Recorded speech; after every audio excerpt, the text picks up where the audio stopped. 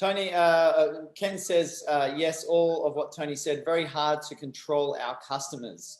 So yes, absolutely. This is a big one for all of us in business, right, Tony? About correct. Our customers and thoughts. I actually had something during the week where someone was asking for a significant reduction off our fee that we charge. And then I've gone back and said, I know the amount of work that's potentially going to be involved in this transaction, and it's not worth my time, effort, and energy to actually go ahead and reduce my price and also get to a perspective of putting all that work in, which might actually result in zero. So that's an aspect that we've got to think about within our business. So I'm controlling that transaction because I don't think the time that I'm going to spend on it is actually going to be worthwhile. And it's probably over and above what I could probably do by, maybe going out to look for other, 3 or 4 other potential clients instead of getting this one that could take so much more time than the 4 or 5 other clients that maybe potentially might come on board. Yeah. And for those people, so the sale happens when value exceeds price. So it's about how do I convey more value? I'm not going to bring my price down. I'm going to convey more value. Here's why. A lot of people, and I get it as well, it's like, well, oh my golly, paying for that 1 hour, that's expensive for that 1 hour. It's like, no. You're not paying for the 1 hour. You're paying for the 25 years of ups and downs and lessons and learnings and all those types of things that I can now help you and fast circuit your own success because of all the things that I've gone through, the experiences I've had, etc. So it's not that 1 hour, it's the 25 years that way that has got us to where, or maybe 30 years that way that's got us to where we are today. Yeah, and I guess that, even Ken talks about value in his thoughts here. He says, yes, Luke, your worth. We all have to know our worth or value. So it is a big one for us to realize. And this is how much the perspective of what we can actually control is what we're talking about now. So, sorry, Tony. What you can control in that situation is your response. You can control the price. You can control whether you're firm on your price. They're the things that you can control. Whether someone's going to haggle with you can't control that. It happens all the time. And, and it is what it is, right? But it's about going, well, if you want to work with me, that's cool. Here's the reasons why you want to work with me. And here's all the enormous value you're going to get from it. And that's what it's worth. So you make your mind up. Moving on to our second point, Tony, are you attached to the control or wanting the control, even when it's not there? So like emotionally attaching to that control and wanting that control, that's a big thing that I see a lot in people of just like, I need to have that, I want to have that, but it's outside the limits of what I can actually do myself because someone's in control about that. Yeah, and so you've got to accept it. You've got to recognize where is that line, where is that imaginary line where control stops or starts and stops, right? And the imaginary line, it's us. That's it. That is it. It's not your partner. It's not your kids. It's not your customer. It's not your parents. It's none of that. It's you. It's you. It's you. It's you. It's you. And it's about then going, well, how am I showing up? My actions, my behaviors, my words. How do I lead? My attitude, all those things. That's it. Beyond that, can't control it. Cannot control it. So then it's about recognizing where does the line start and stop. And if it's outside of your control, then it's about educating and training yourself to go, well, I can't control that. I can influence, persuade, negotiate. I can't control. So recognize that I can do these things. If I can't control it, then why am I spending enormous amounts of energy on something that's beyond my control? People do it all the time. What about the emotions, Tony? What about controlling our emotions? What are your some thoughts around that? Because that's with us. So absolutely we can control our emotions. You and I can control how we show up on a Sunday morning. We could come up here and we could be lethargic and flat and down, etc., or we could be up, and so we can control that. Absolutely. You can control your emotions. You can control your thoughts, your feelings. You can control your actions. Yes, 100% you can. I guess there's initial feelings that you do have. Sometimes that's within our DNA, I believe, Tony. And that initial reaction is something that is within us. It is probably that next point of actually thinking about how things can be better, or train ourselves to be better around our emotions, because sometimes, yes, we might feel nervous or shy or upset or angry or whatever it might be. I guess it's about not having that emotional reaction immediately to what we're actually feeling. Yeah, so let's take nervousness, right, or shyness. So yes, absolutely. If you have acted that way for the last 20 years, then you are by default on autopilot. That is going to happen again. But it's the next bit. It's the next bit beyond that. When you start to get this feeling of anxiety welling up inside of you, it's the next bit, right? And it's about, well, do I let this now, what I think about expands. Do I let this now start off being this big and all of a sudden become this thing that just overwhelms me? Or do I start to recognize that in these certain moments, I start to have these feelings, and what can I do differently? Now, this is not a case of do it once and I'm cured, because you've been doing this stuff for the last 5, 10, 15, 20, maybe your whole life, right? But it's about recognizing, right, that at this point in time, this may come up. What can I do different? Fear, right? The fear of public speaking.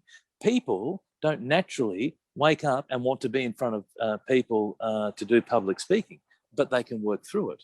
You can change. People don't naturally want to wake up and do sales calls, but you can work through it, right? You can change. And so it's about recognizing that this is what's going on for me, but I can absolutely change how I'm responding in that particular moment. Interesting on the emotional side of things. Yeah, there's some initial emotions that do come up for us, and I guess it's untraining or retraining. It's really retraining those emotions and how we are better for ourselves. And I think, obviously plenty of the techniques that we talk about on an ongoing basis, whether that is to get up, jump, sing, run, do some exercise, get out of your head into your heart. And this is an aspect that I've been talking about with friends over the past week or so, where control is a big point for them.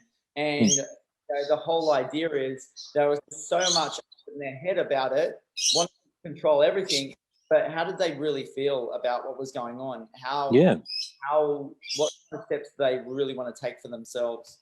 Yeah, exactly. We are born with two fears only, every human. Okay, the fear of loud noises and the fear of falling. Every other fear that we have acquired through parents' experiences, the news, colleagues, teachers, etc. We've built all this stuff up. So if you've built up these fears, guess what? You can unbuild these fears. And there's going through a process to be able to do that, right? And that's why people rebuild that new pathways, right? Yeah, change the neurological pathways, because if you've felt this particular way, if you go to a network meeting and you have a sense of anxiety about a network meeting, and every time you go to a network meeting, you reaffirm that feeling, well, you have to do something different to break that pattern. If you just keep rocking up the same way that you always have, again, I said it before, definition of insanity, it's not going to be any different. So you have to do something different. There's a saying which is, in order for there to be change, you have to change, right? And so it's about going, well, I've got to front up at that network meeting with a totally different view and start to go through a whole lot of practices to be able to work my way through that. And that's just one example. There are, a squillion examples. What about people with control issues? What would you say? What would be a new neurological pathway for them? Well, what you've got to do is firstly, you've got to recognize what can I control and what can't I, right? So if you've got control issues, and there's plenty of people out there, what can I control and what can't I? The bits that I can't control, I've now got to work through a process to understand, well, how is that serving me? How is that serving me to get all worked up over something that I have actually no control over, right? And so there's a process that you go through to start to think very differently about that and recognizing, you know what, I actually can't control that. Now, again, if you've thought a particular way for 20 years, things don't just happen overnight. If they did, then I'd charge a whole lot more. But the reality is that these things take time. It takes time and effort and consistency and persistency.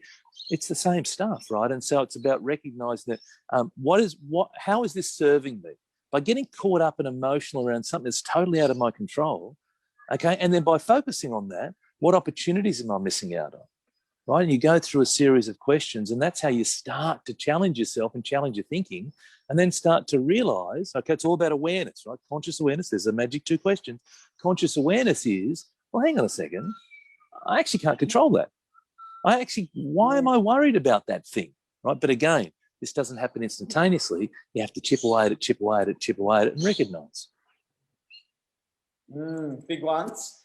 My third item and our final item that we want to talk about today is, do you really need to control, or is it about the flow states? So I believe you want to control what you're up to. But again, outside of that, so I'm always looking to control my emotions, looking to control the way that I show up, looking to control how I respond, how I behave. 100% I am, right? I know a lot of people tend to just sort of go with things, and that's fine, and that's up to them. But for me, it's about, I want to make sure that I'm presenting myself in the best possible light, and by doing the things that that are true to me. So yes, I want to be able to control that, right, as opposed to letting things flow. See, the thing is, when people let things flow, the problem is that you go back into default. You go back into the autopilot patterns. And the classic example that I use in my teachings is the driving in your car, and someone cuts you off. And you and I have talked about this before, what's the default? And for the majority of people, it's honk horns, get abusive, flip birds, get angry, except that's the default, right? And so it's about recognizing that, well, do I want to keep acting in that particular way? And if I don't, I've got to start to make change. But again, change happens through two things: awareness first, right? You've got to do awareness plus action. Yeah. You can be aware of something, then you've got to start to move towards it and go, you know what? That's actually not serving me. By getting my blood pressure up in that moment, who cares? But Tony, isn't a flow state more about, being your true self, being who you are and what you're about, rather than just being reactive in terms of situations? Yeah, absolutely. So when you hear it all the time, like getting in flow, it's when you're doing the thing that you should be doing. Some things you do and they're just effortless. People look for, what is it that I should be doing in my life? What's my purpose? Find the something that you do and it's just effortless. You're just effortless. And it's like, I reckon that might be taking you closer to where you should be. Yeah, outstanding thoughts about control today. I really like this subject because I just see it in so many people on an ongoing basis of them attaching so much to control and wanting to control so much. So just have a think about for yourself about, what do you really want to control? What is out of your control? And, what are some of the things that you can put in place to control things a little bit better for what you can, and then allow for the other things, or work on the other things that are outside of your aspect or your control. Absolutely. Recognize that that you can only control you. That's it. Everything else is beyond your control. All right, great session today. Short, sharp, and to the point, Tony. Oh my gosh! But with 2 minutes to spare, 8:23. You said to me, Tony, 8:25. It's amazing. But I'm going to come back for another video on a separate topic altogether very shortly. Good. Look forward to talking a little bit about rugby league. Go the Parramatta Eels for this year coming up. And you are following who? Which team, Tony? Mate, I actually don't. Only Queensland. No, I'm a North Sydney. I'm a heartbroken North Sydney Bears supporter, mate, and I just cannot bring myself to follow another team. So the good news is that when I'm watching NRL, I just watch every game very objectively. AFL's a bit different. Brisbane Lions all the way, but NRL, whoever. As long as it's Queensland's important, of course. Yeah, all right. Tony, have a great day, and I'll speak to you. See you, Luke. Bye, mate. Thanks, Bye, guys. Bye-bye.